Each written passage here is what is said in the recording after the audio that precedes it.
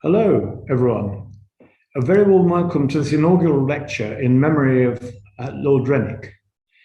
I ought to first inform you this lecture is being live streamed and recorded for posterity. And if you want to ask a question, please use the Q&A button, and our co-director, Derek Wyatt, will put questions to Vint Cerf after the lecture itself. Lord Renwick, Harry, founded the European Informatics Group in 1993 as an offshoot from PITCOM, which was the all-party parliamentary group. And EURIM was to carry out research into IT issues and produce papers for parliamentarians to brief them. And this became the present Digital Policy Alliance, which I chair today. Harry was our president, but sadly he passed away from COVID-19 in August 2020. And to honor him as the renowned technology advocate and visionary that he was, the DPA will host an annual lecture in his memory, exploring the digital future and where it might take us. Now, I would like to ask Homayoun, Harry's widow, to say a few words in Harry's memory before I introduce Vint. Over to you, Homayoun.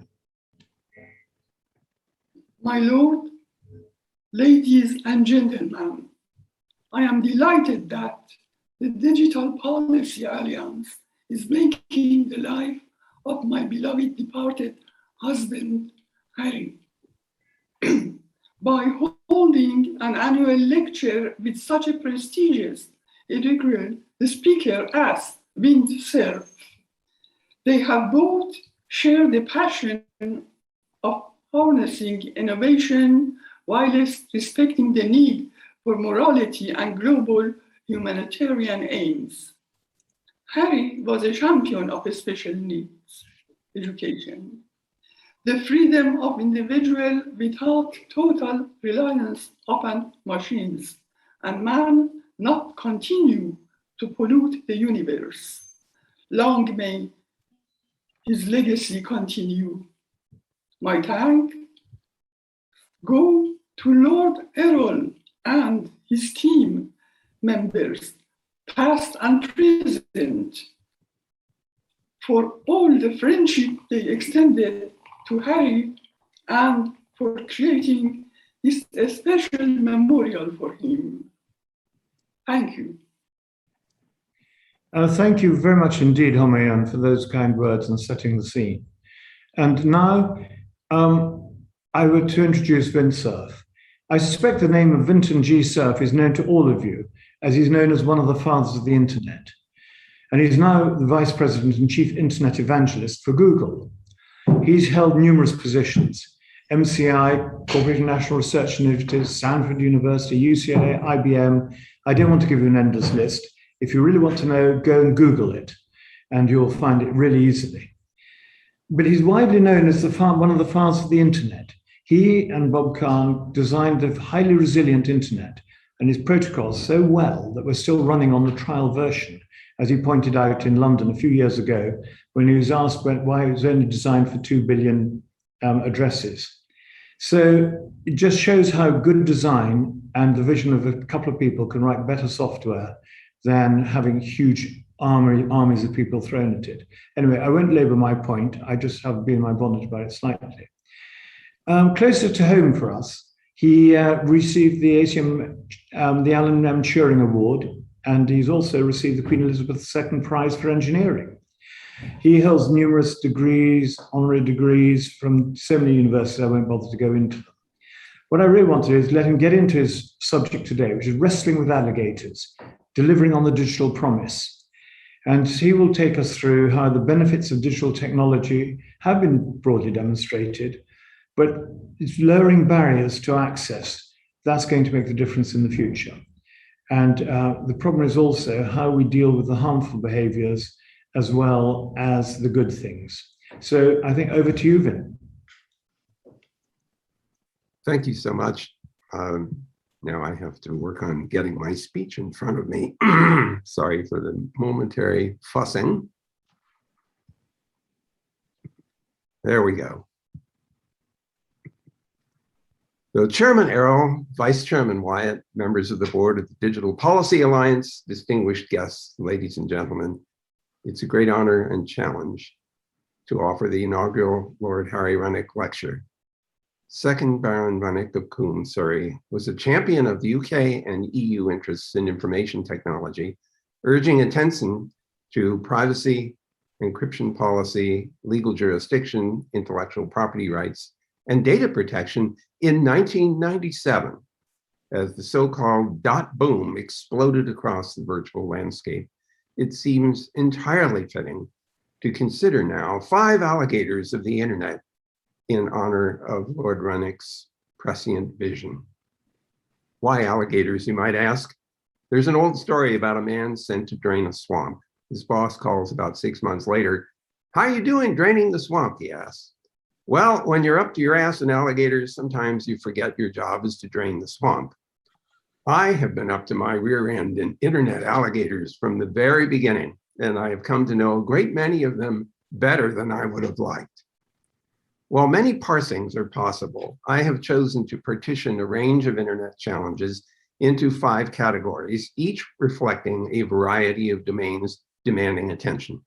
These are technology, regulation, institutions, digital divide, and digital preservation. This is not a complete list by any means, but enough to reflect the extraordinary impact of the internet on so many aspects of 21st century life. In the time available, I will only be able to explore the first 2 of the 5 alligators. So, alligator number 1, technology. In 1968, the American Defense Advanced Research Projects Agency began work on a project to explore the use of packet switching technology for intercomputer communication.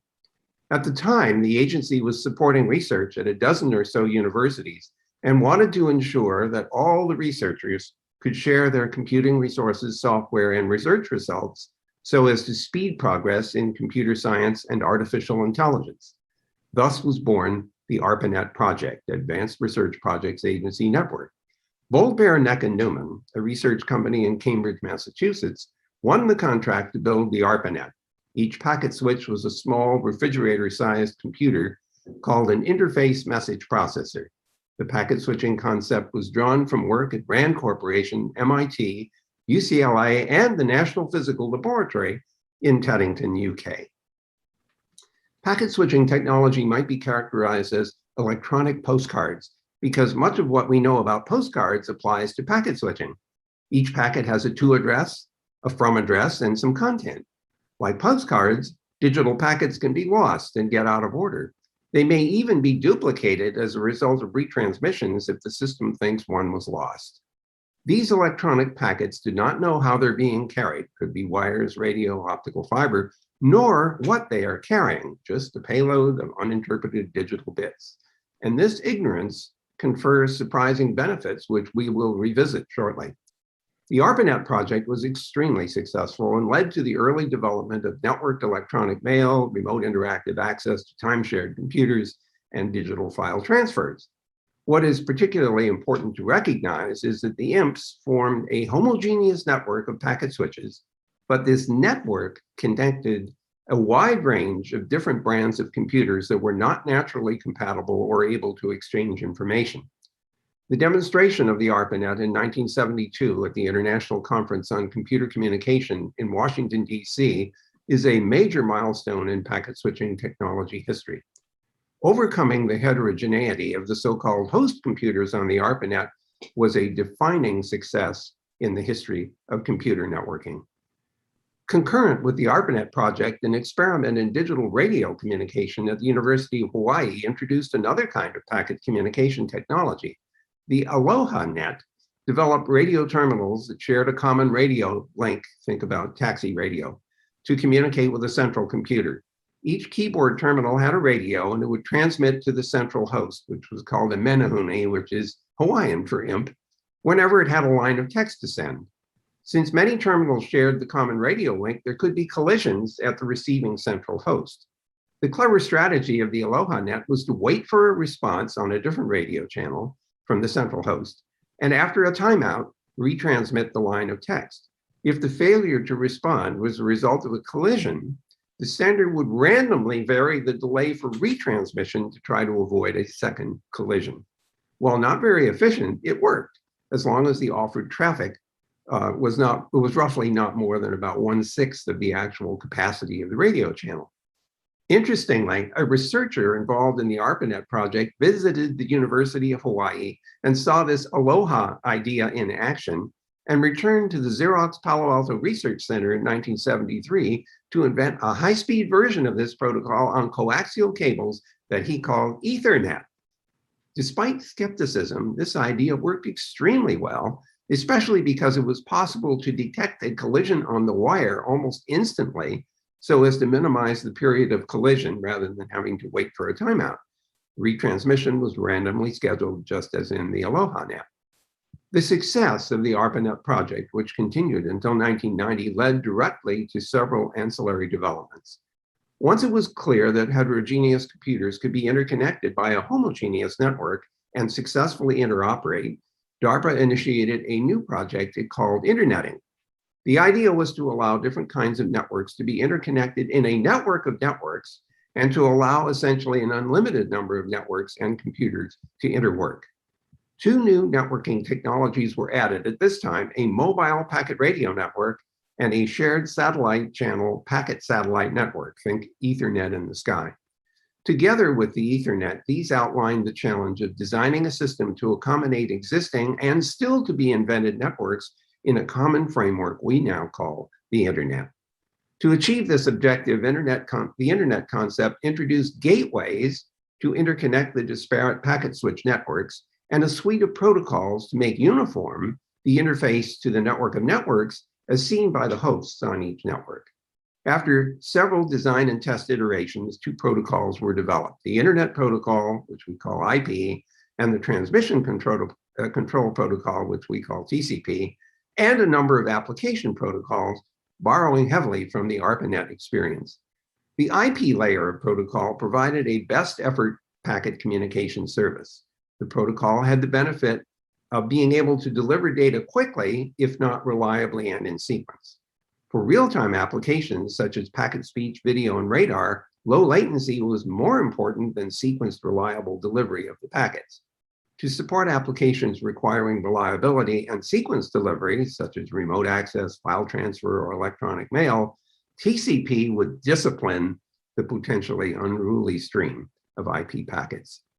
The IP layer provided a way to refer to any host on any network with a numerical IP address that included a combined network and host identifier that was understood by all the hosts and gateways.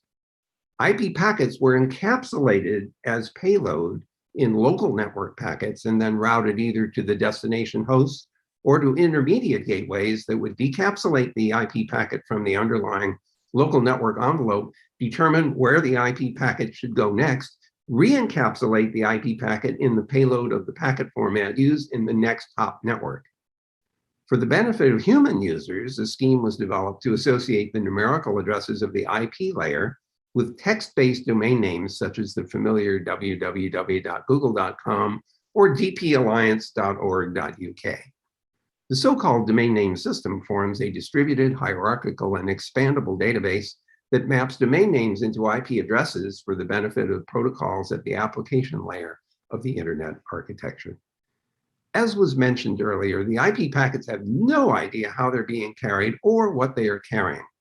This ignorance had the benefit that when new networking technology was introduced, no changes were needed in the Internet protocol since the IP packets were encapsulated in the payload and format of the new packet switching technology. So optical fiber, Wi-Fi, 4G, 5G, free space lasers, and a range of other transmission technologies are now in use, carrying IP packets around the world and off the planet. Moreover, and equally important, the new applications do not require changes to the Internet protocol because the IP packets do not know the meaning of the bits they carry. Only the hosts at the edges of the network interpret this information at higher layers of protocol.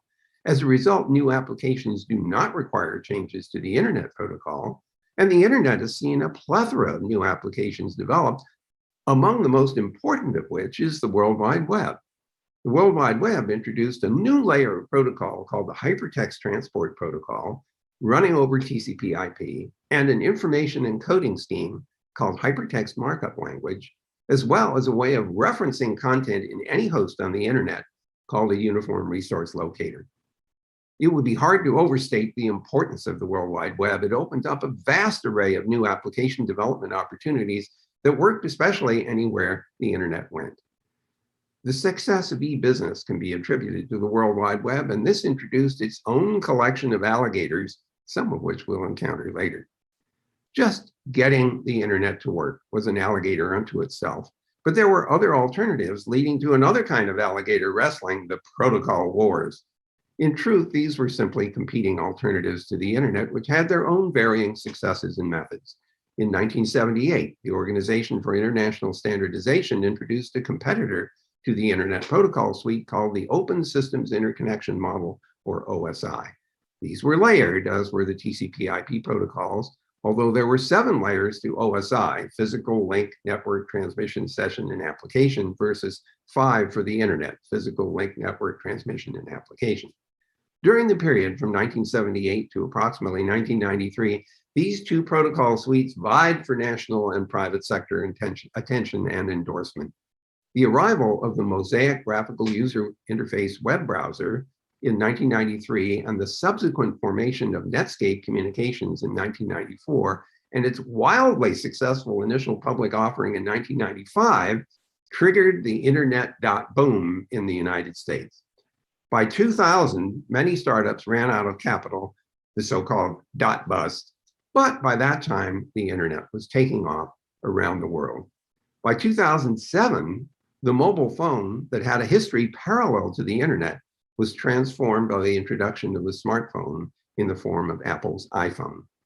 Ironically, the mobile phone project began at Motorola in 1973 and went live in 1983, exactly in sync with the internet.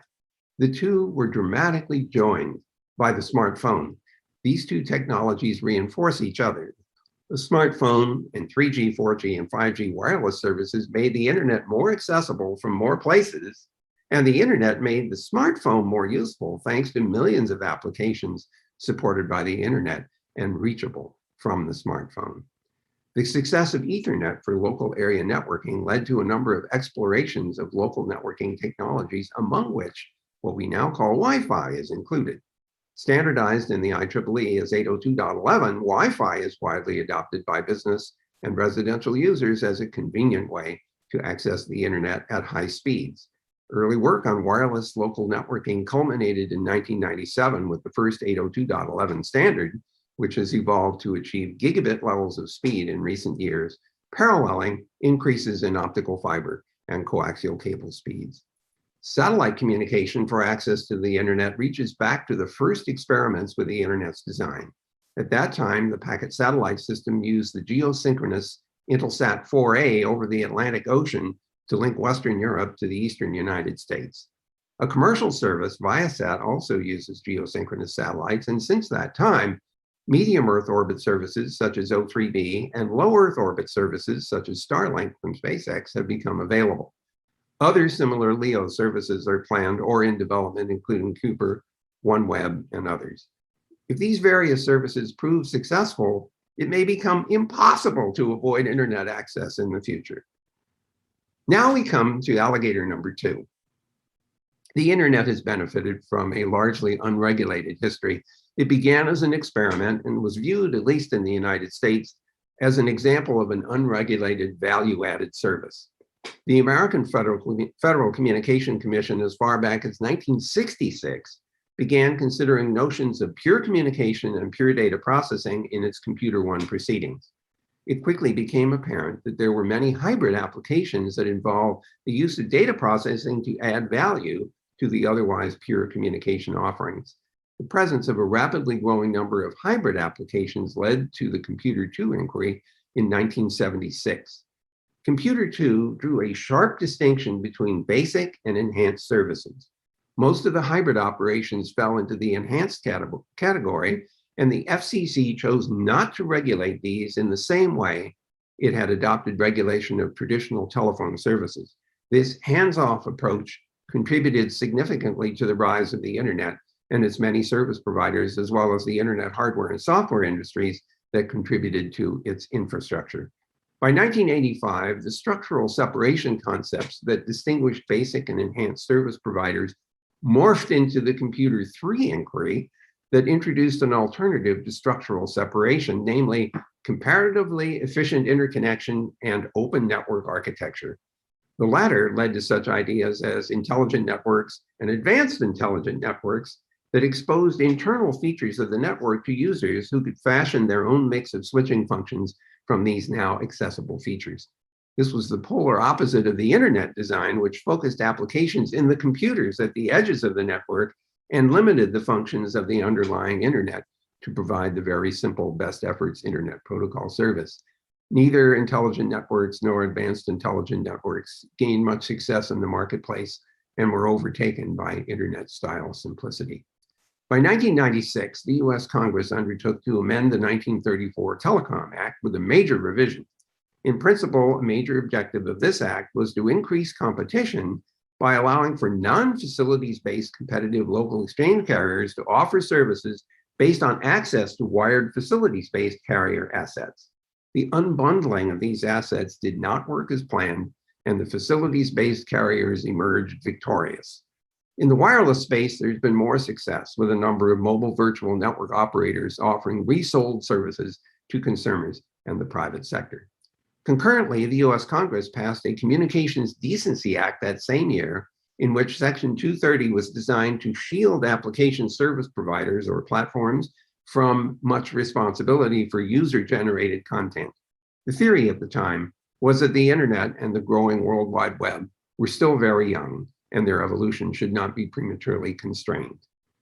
25 years later, we now confront alligator number 2 in Europe, the UK, the US, and elsewhere that sees the harmful potential of applications using the global internet and which wants to do something about it.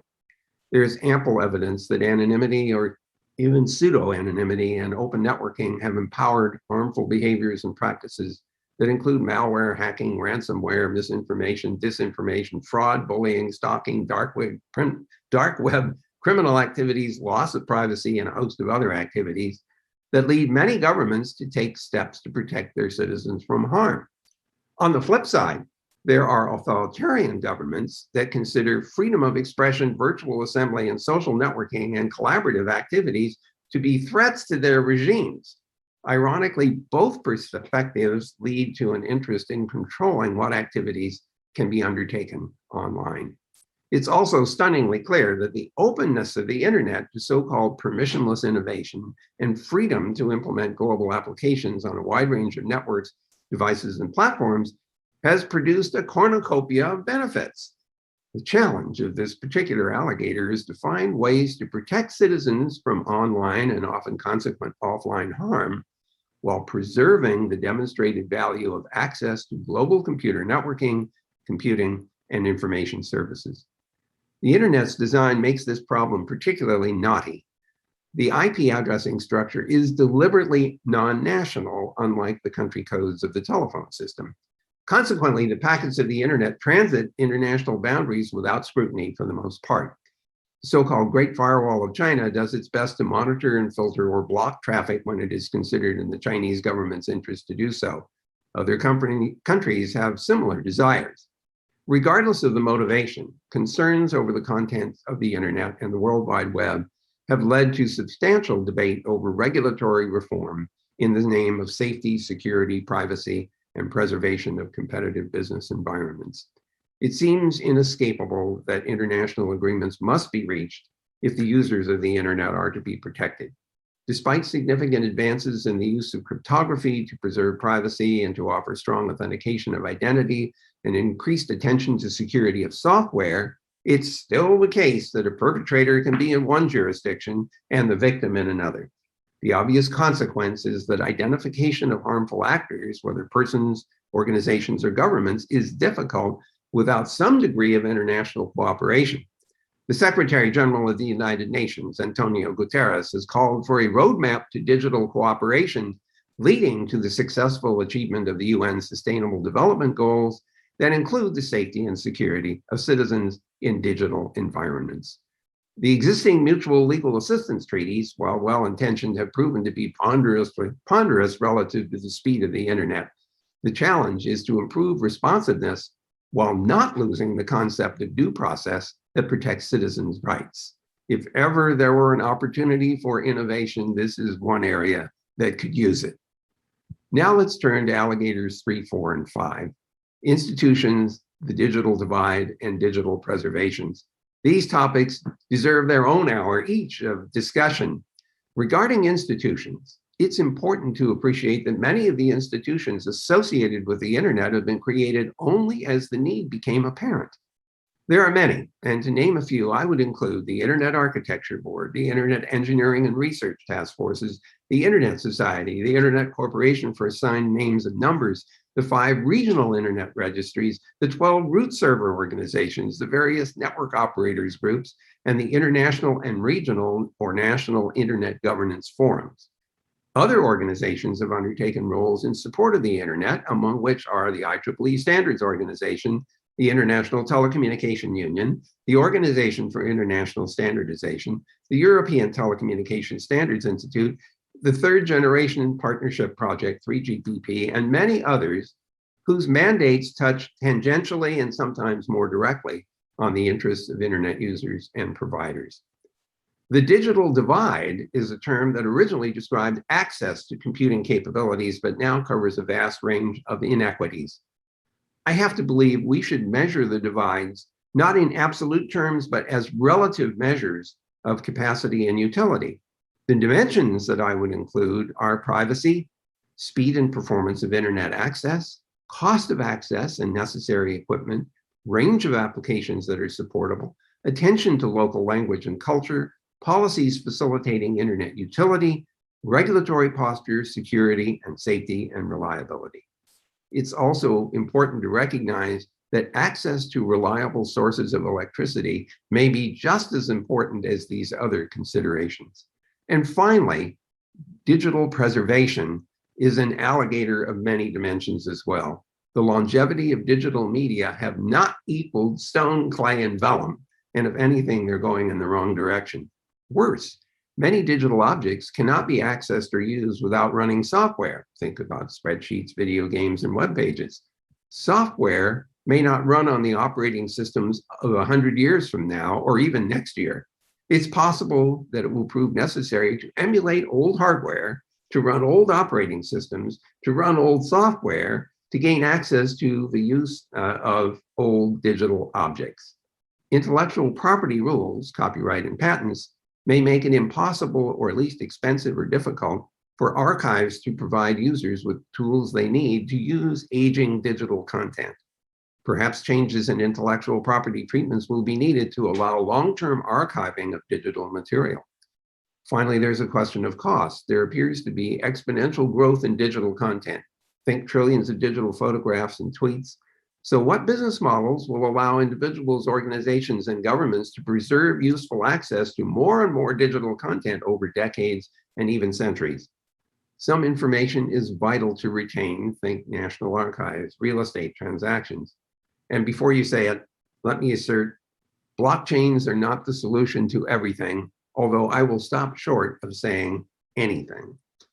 Thank you so much for your patience and for giving attention to the alligators of the internet. I hope many of you will have a role to play in wrestling them into submission. Thank you very much. Well, now I'm just going to check the technology. Can you hear me all right, Vince? Great. Well, thank you for that. If there was a next Netflix series, we should perhaps start to work on it now. I think you should be the host and the writer. But let me just talk about a couple of pre-alligators. So in 1948, Paramount was disassembled. In 1984, AT&T, at least there was an attempt to disassemble it by the Department of Justice. Here we now have the Department of Justice looking at Apple and all the West Coast players. Where do you think that's going to go to? And how soon? Well, we've seen examples of this sort of disassembly, and we've seen what happened as a result. Some of your visitors today will remember the Terminator movie series. And in the second series, Terminator 2, this robot is frozen and blasted apart in liquid helium or nitrogen or something, and then reassembles itself. Well, we watched the AT&T Baby Bells reassemble themselves into an almost unique whole. Now we have the former AT&T still exists and Verizon is the other. So it's not clear whether breaking things apart necessarily is a permanent solution to anything. I think there will be persistent concerns about maintaining competitive environments. And that signal is very clear, at least here in the US and perhaps also in Europe and the UK. But I hope that the evaluation of scale does not shield from an understanding of the economy of scale, which is driving a great deal of the growth of these companies. There really is a true economy of scale there, just as there is in manufacturing. Building large scale and large numbers of data centers, for example, has its own important economy of scale for the operation of many of these large service providers. In the United Kingdom, we have 6 deposit libraries. You'll probably know best the British Library. You might know the Ashmolean. Do you think it's time globally that there was a deposit library for digital? Absolutely. And some of my colleagues, Rod Reddy at Carnegie Mellon in particular, have been very vocal just in the past few weeks, speaking at an Internet Archive hosted event, arguing for, I guess the Computer History Museum also engaged in this, to talk about processes for the archiving of digital content and the desirable registration of that digital content as a normal practice, along with mechanisms for protecting it. The important fact here is that registration will allow others to find the holders of rights so as to negotiate to get access. If you don't register, you can't find anything. And so there's a very strong desire, I think, to return to a natural registration regime for digital content, let alone all the other kinds of content which are still being produced.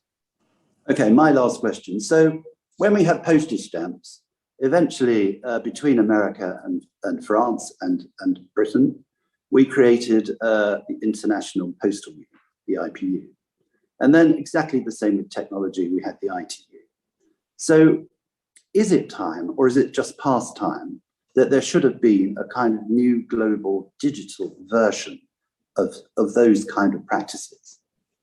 So it's an interesting question, because the edge case for the internet, of course, is the Internet Governance Forum, which was created because the World Summit on the Information Society couldn't quite figure out what the right outcome should be. And so the IGF has been discussing and debating this since 2006, if memory serves. It's not clear to me whether a purely multilateral agreement or arrangement is the right answer. You'll find multi-stakeholder arguments and demonstrated, for example, in the methods by which the Internet Corporation for Assigned Names and Numbers works, to be, in my view, compelling, because you want all of the parties affected by policy to engage in the development of the policy, even if the responsibility for enforcement is assigned to a smaller group. I'm not yet persuaded that an international organization is needed, but I do see a desirable network of agreements which would follow along the roadmap to digital cooperation that the Secretary General at the UN has promoted. And that might be the path that we can follow, as opposed to creating yet another international institution. Okay, let me go across to, we've got 20 or so questions. We won't get through them all. Vint has said, if we don't actually ask your question, that you should email it to him at vgcerf@gmail.com, and he will answer. So there we go. This one's from David Wright. It's is net neutrality an alligator, part 1, and part 2, what is happening at the FCC and the NTI and so on, NTIA? Where are the appointments that Biden signed an executive order to gone? So, well, on the first question, net neutrality, I still believe that it's important for those who control the channels of communication not be allowed to use those to act in an anti-competitive way. And so we want to make sure that just because you have control over the coaxial cable or optical fiber or the satellite channel, that you don't prevent others from providing internet-based services that might be competing with your own vertical services. So I still think there's a role for net neutrality.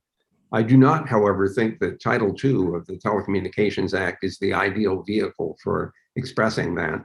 We really should have a new title in the Telecom Act for internet. However, getting the American Congress to agree on such a thing looks like it would be quite a difficult and uphill road to follow. Nonetheless, that would be preferred. As to, I'm sorry, the second question, it went out of my head. It's all right. Biden signed an executive order. Oh, right. Yeah. You know, Yeah. and the FCC and the have been, well, I think they're coming to the end of their term, aren't they? So what is happening? Why is Biden delaying? I don't know the president does not consult with me on a regular basis on these topics. So I apologize for my inability to give you a firm answer. I think filling these various posts is a big job. There are 4,000 presidential appointments that have to be filled. In any case, the most important thing which is happening with regard to FCC and NTIA, in my view anyway, is the infrastructure effort in order to provide especially access to internet in the rural parts of the country and to increase access to internet for everyone. So I think the matters are continuing in both organizations, even though the leadership has not necessarily yet been either fully approved by the Senate. So to first order, things are moving along. To borrow a UK phrase, we're muddling through. This is from William Roebuck. Vince, it's now time to put more humanity, ethics, and etiquette into how people use the internet, including social media, to communicate with each other and discuss important issues, preserving democracy that we share in common and setting an example to young people. How can we make it more, as it were? You get the drift of his question. Is there even an interest in American society in making this possible? This is a very good question, and one which I find myself asking myself repeatedly as I look at headline news. The first observation I would make is that civility is a social decision that we either choose or don't. Creating norms is very important. I think norms are not necessarily backed up by law enforcement, for example. They're considered societal values, and I fear that openness on the internet has led to a diminution and erosion of civil discourse. I would suggest to you, however, that it's possibly understandable in the following analog. Those of you who drive cars may, like I do, say things to the other drivers or about the other drivers that I would never say face to face, but there's this windshield that, separating me from the other drivers, and I feel free to express myself in ways that I would not if I were face to face. And sometimes I think the computer screen acts a little bit like the windshield of the car and allows us to behave in ways that we wouldn't otherwise if we were right there with the target of our comments. Somehow we have to infuse back into society the value of civil discourse. And the only way to do that, I think, is to start very early on in school to introduce children and their parents and adults to the value of civility in terms of making progress, to coming together, finding common ground, finding solutions to things, as opposed to simply firing our .45 caliber internet packets at each other. I dearly hope that the person asking the question has some ideas for introducing incentives for exactly that behavioral change. I will point out that seatbelts and smoking have possibly some lessons to learn where we incorporated not only advice, but we also said, by the way, if we catch you smoking in this building, there will be consequences because we said you shouldn't do it. So maybe we have to have some kind of social consequence for bad behavior. This is from Christopher Frost. By the way, all of us are saying thank you so much for your talk, but I can't read them all out each time. The historical roots of the internet in DARPA are well documented. But at what point did you realize how the internet would become the mass worldwide ubiquitous network that it is today? And has it surprised you? Well, it has surprised me in some respects. Imagine going back to 1973 and being told this is going to become a global infrastructure, and countries will fight with each other over various terms and conditions for its operation. And I'm sitting here thinking we're just putting this together as a network to support military command and control. But to be honest with you, over the course of decades, the realization that this could become a major infrastructure on a global scale became increasingly apparent. And for me, I think the turning point was 1988, when I realized that there was no way that the general public would get access to the internet unless we built a business model that would support it, because I didn't think the governments of the world would pay for individual or private sector access.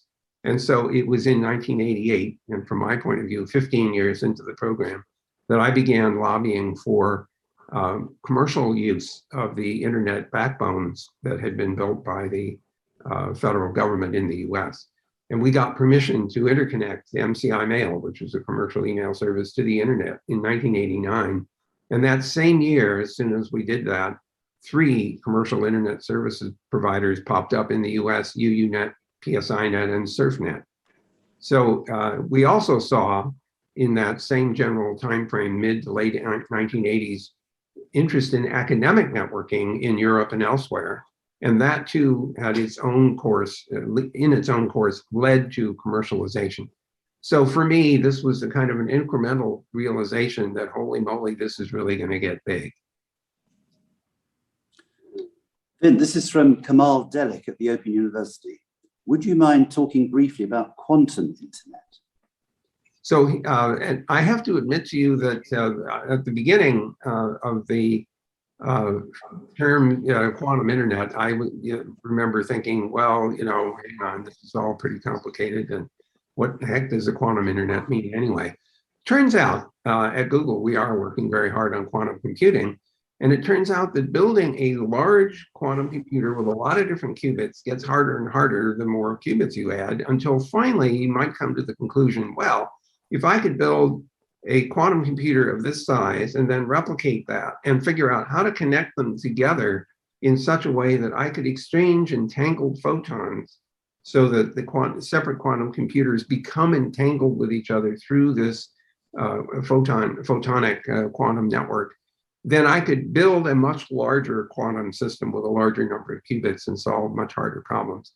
So I now realize and come to the conclusion that figuring out how to do quantum relays that preserve the entangled state of photons is actually a very important challenge, and one which could have enormous benefit if we can figure out how to do it. And we're still some ways away from being able to do that. And I want to distinguish that from quantum key distribution, which is a very different process and does not have quite the same functionality. So don't get those two mixed up. The quantum internet and quantum computing, however, could be a massively powerful capability if the network part can be solved. This is from Roger Ellis. When we last met, you were working with other countries on blue sky thinking about a totally different method way of intergalactic transport. Has there been any progress on this? And incidentally, is Carla keeping well? So thanks so much for this question. First of all, J.C.R. Licklider, who was a visionary at MIT and the first director of the Information Processing Techniques Office at ARPA, wrote a letter to his colleagues in somewhere around 1962, telling them about his intergalactic network idea. Well, here we are, fast forward to 2021. There has been work at NASA, ESA, JAXA, and other space agencies on the interplanetary extension of the internet. I've been personally involved since the beginning in 1998 at the Jet Propulsion Laboratory. We just released a report from the Interplanetary Network Special Interest Group of the Internet Society describing the possibility of designing and building an interplanetary backbone network over the course of the next 100 years to serve manned and robotic space exploration and ultimately commercialization of the system. What is exciting to me is that we've gone through multiple iterations of a new protocol suite, not TCP/IP, which deals with the variable delay and disruption of deep space communication. The so-called bundle protocols have been standardized by the Consultative Committee on Space Data Systems and also the Internet Engineering Task Force. And we are expecting to launch some terrestrial testing at scale of these new protocols. They're already running on the International Space Station, and we look forward to their use in the return to the moon and the Artemis and Gateway programs. And of course, as we move to Mars, those same protocols will be needed. So I'm really excited to tell you that the interplanetary network is a real possibility. Now, intergalactic and interstellar, I can tell you the problems are much harder, and we don't have good solutions to those yet.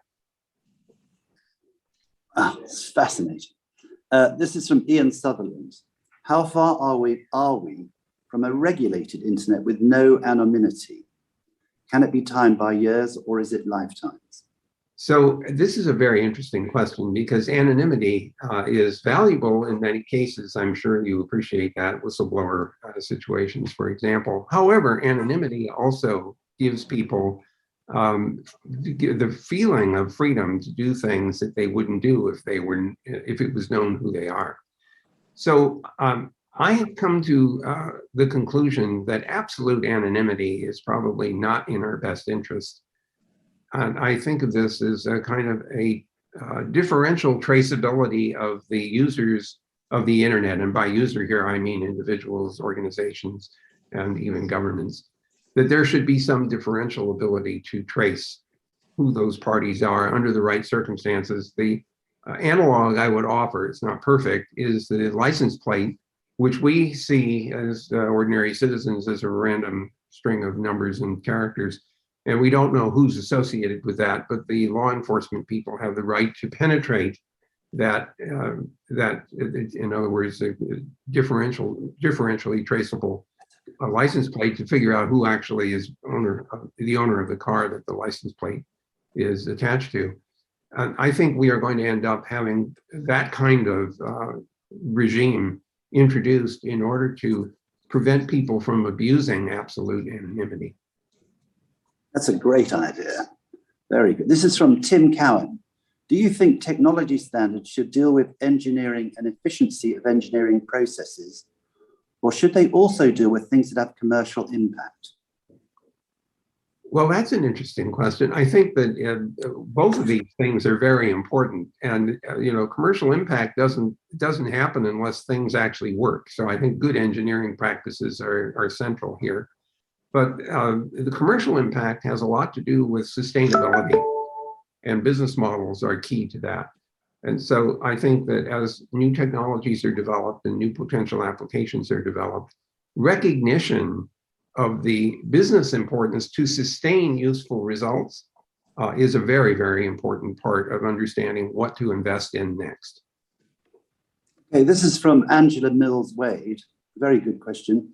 In the European Parliament, many MEPs are calling for a ban on the micro-targeting of advertising. Concerns arise from web-wide tracking, the so-called surveillance economy, the link between disinformation and advertising. What is your view of the ad-funded model of the internet? Well, first of all, I have to say that it was a very clever and very successful model. When Larry and Sergey started Google, for example, I don't think they had a model in mind of how they would fund the indexing of the World Wide Web. And there had been some attempts at using advertising to fund operations in other web-based applications that were not successful. I think that it's arguable that this three-way arrangement has been very beneficial. Lots of services for free to users in exchange for exposing them to advertising that might be of interest to them. So I don't think that model is going to disappear. But there are an increasing indicators of alternative models that are working, subscription models being a good example of that. Most of the services, ISP services, are subscription based.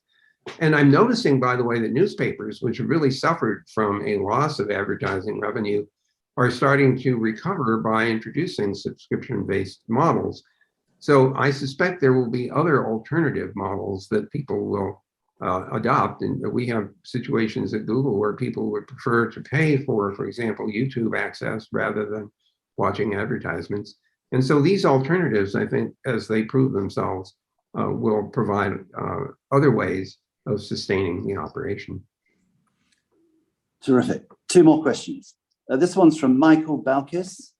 It'd be interesting to hear what Vint's view is of the 8th alligator, that is end-to-end encryption.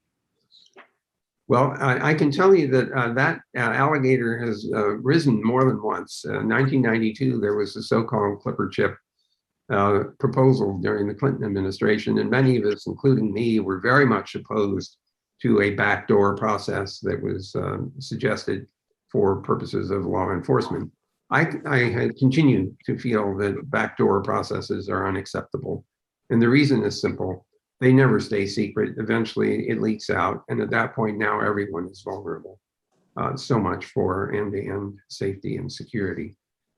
My view is that end-to-end encryption is our friend here.